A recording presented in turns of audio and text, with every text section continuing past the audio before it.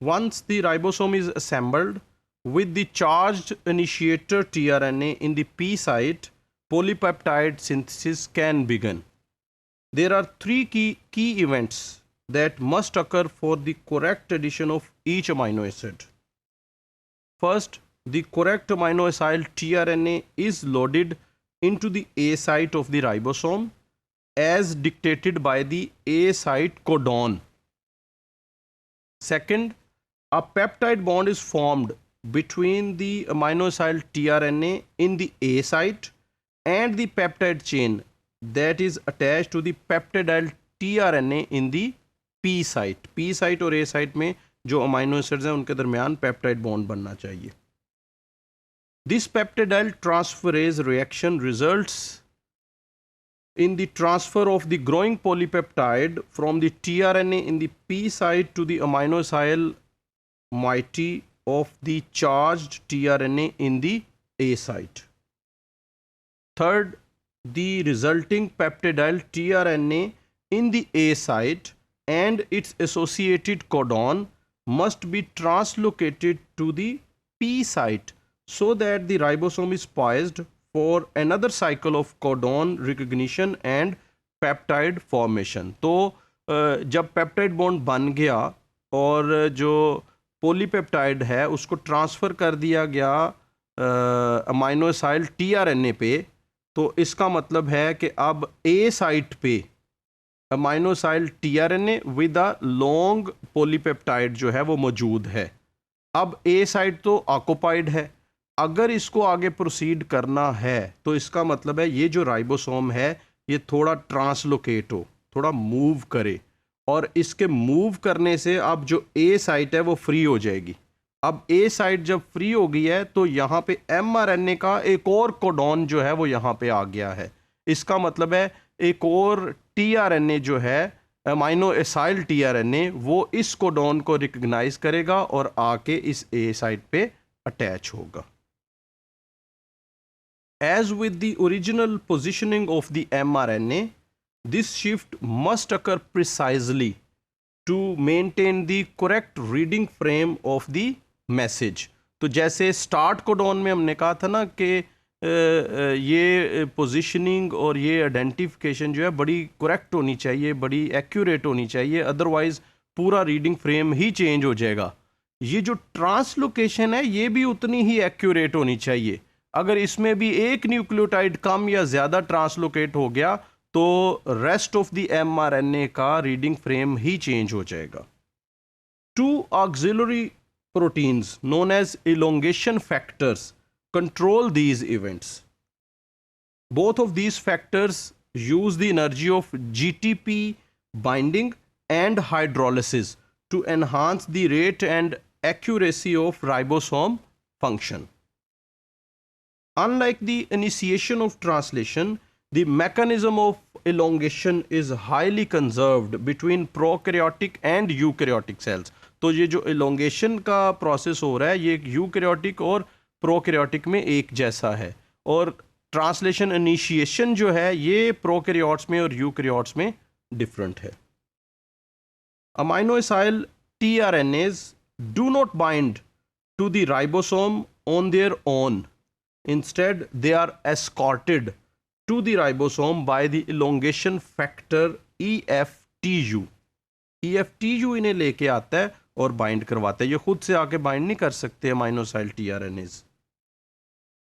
Once a tRNA is amino acylated, EFTU binds to the tRNA's 3' end, masking the coupled amino acid, क्योंकि amino acid भी 3' पे ही join है और ये वहाँ पे EFTU बाइंड करके उसको मास्क कर देता है.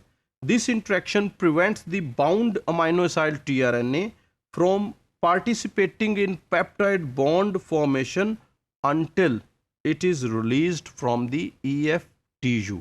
तो जब तक EFTU इसको रिलीज नहीं करता बॉन्ड फॉर्मेशन नहीं होगी, अदरवाइज ये बॉन्ड फॉर्मेशन किसी भी जगह पे हो सकती है.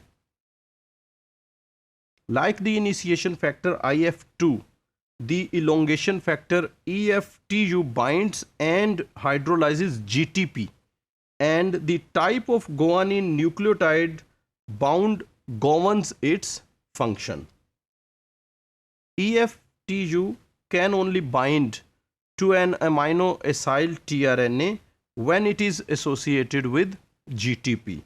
EFTU bound to GDP or lacking any bound nucleotide shows little affinity for amino acyl tRNA. तो जब ये जो EFTU और GTP होंगे तो ही ये EFTU बाइंड करेगा. अगर EFU और GDP हुए यानी कि हाइड्रोलाइज्ड GTP हुआ तो फिर इसकी एफिनिटी नहीं है, ये फिर बाइंड नहीं करेगा. Thus, when EFTU hydrolyzes its bound GTP, any associated amino acyl tRNA is released. जैसे ही GTP से GDP बनेगा ये जो है ये रिलीज हो जाएगा amino acyl tRNA.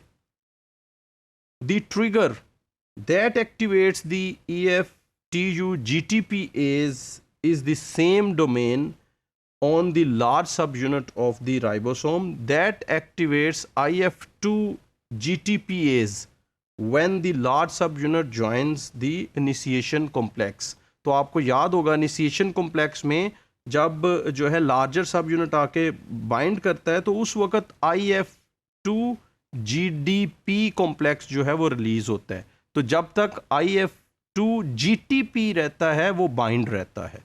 तो सिमिलरली EFTU GTP बाइंड रहेगा, उसकी एसोसिएशन और एफिलिएशन है.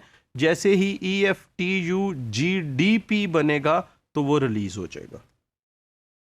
This domain is known as the factor binding centre. EFTU only interacts with the factor binding center after the tRNA is loaded into the A site and a correct codon-anticodon match is made. At this point, EFTU hydrolyzes its bound GTP and is released from the ribosome. The control of GTP hydrolysis by EFTU is critical to the specificity of translation.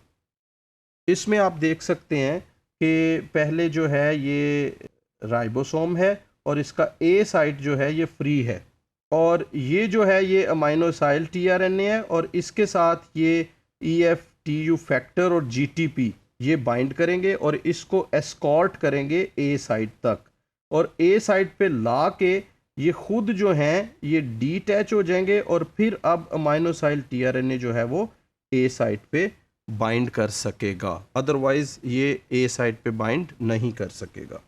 The error rate of translation is between 10 to -3 to 10 to -4.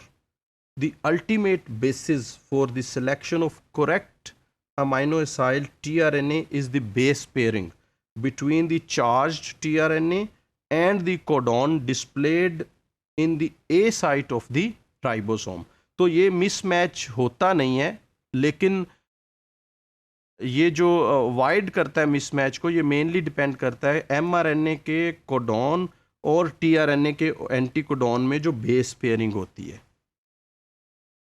However, in some cases the base pairing in the anticodon-codon interaction may be mismatched. Yet the ribosome rarely allows such mismatched amino acyl tRNAs to continue in the translation process. यानी कि अगर किसी वजह से किसी error की वजह से ये मिसमैचिंग हो जाती है और एक गलत अमाइनो एसिड जो है वो एक जगह पे आके अटैच हो जाता है तो ये जो राइबोसोम है इस ट्रांसलेशन को रेयरली प्रोसीड करेगा, बल्कि ये ट्रांसलेशन यहाँ पे स्टॉप हो जाएगी.